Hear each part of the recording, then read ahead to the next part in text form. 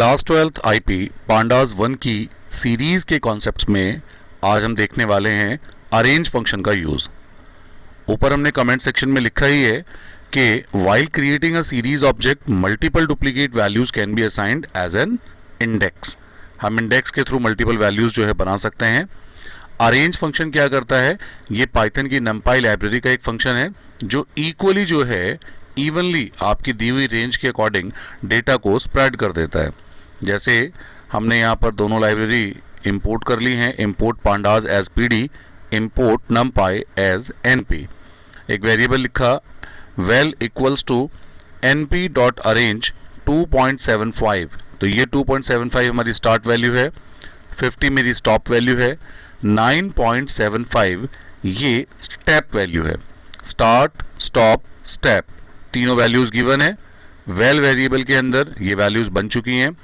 अब हमने क्या करने वाले हैं, यहाँ पर हमने एक ऑब्जेक्ट लिया ऑब्जेक्ट 3 और हमने लिखा pd डॉट सीरीज की सीरीज बना दीजिए। किससे? वेल वेरिएबल में इवनली स्प्रेडेड वैल्यूज आ गई हैं जो 2.7.5 से शुरू होकर के 50 तक जाएंगी।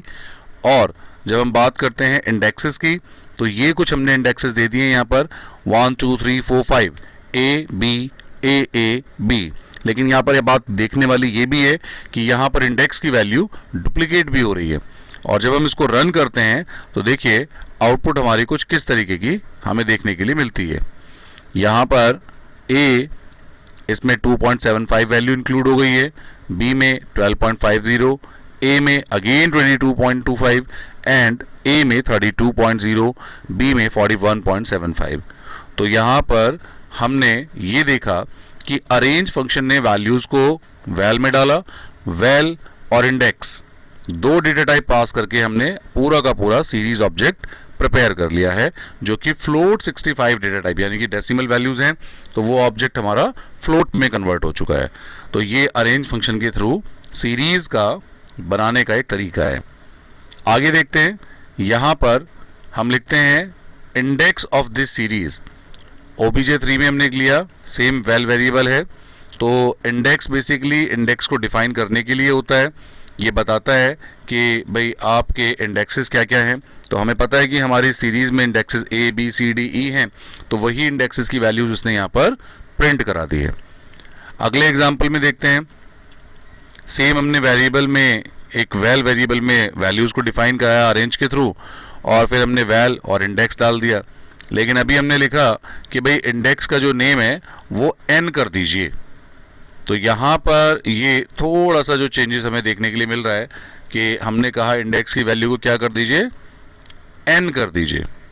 तो इंडेक्स डॉट नेम n, और जब हमने OBJ3 को प्रिंट कराया तो देखिए उसने उसकी जो हेडिंग है इंडेक्सेस की, इससे पहले की जो आउटपुट आ रही थी यहाँ पर A 2.75, लेकिन A B ये जितने भी इंडेक्सेस थे इनके ऊपर कोई हेडिंग हमने मेंशन नहीं की थी।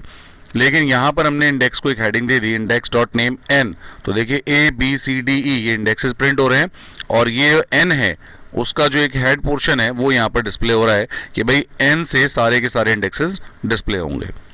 ऐसे ही हमने मान लीजिए यहाँ पर लिखा OBJ3 डॉट नेम myser।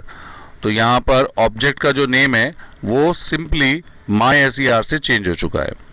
तो इस तरीके से आप ऑब्जेक्ट का नाम, ऑब्जेक्ट के इंडेक्सेस की जो वैल्यूज हैं उनको चेंज कर सकते हैं।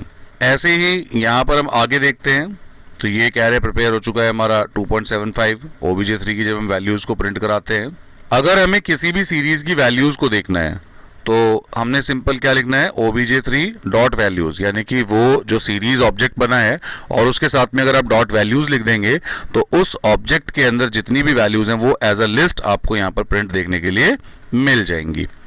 अगर आप लिखते हैं dot D type, x dot D type, यानी कि उस सीरीज का डेटा टाइप क्या है, तो वो डेटा टाइप देखने के लिए मिलेगा।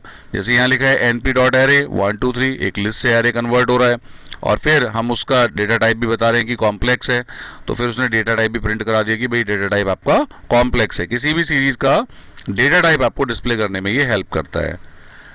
इसी तरीके से टाइप अगर आप लिखते हैं कि भाई टाइप क्या है, तो डी टाइप के थ्रू हमने क्या किया, डेटा टाइप चेंज कर दिया। लेकिन अगर टाइप प्रिंट कराते हैं तो पता चलता है कि ये एक एनडी एरे की वैल्यूज हैं जो यहाँ पर प्रिंट हो रही हैं। सेम थिंग आगे आती है सीरीज के टाइप देखने के लिए और उसका साइज देखने के लिए। हमने लिखा x equals to N P dot array 1 2 3 D type float 64। हमने यहाँ एरे कन्वर्ट कर दिया, एक लिस्ट से एरे बनाया और हमने कहा कि भाई साइज बताओ क्या है इसका, x डॉट आइटम साइज।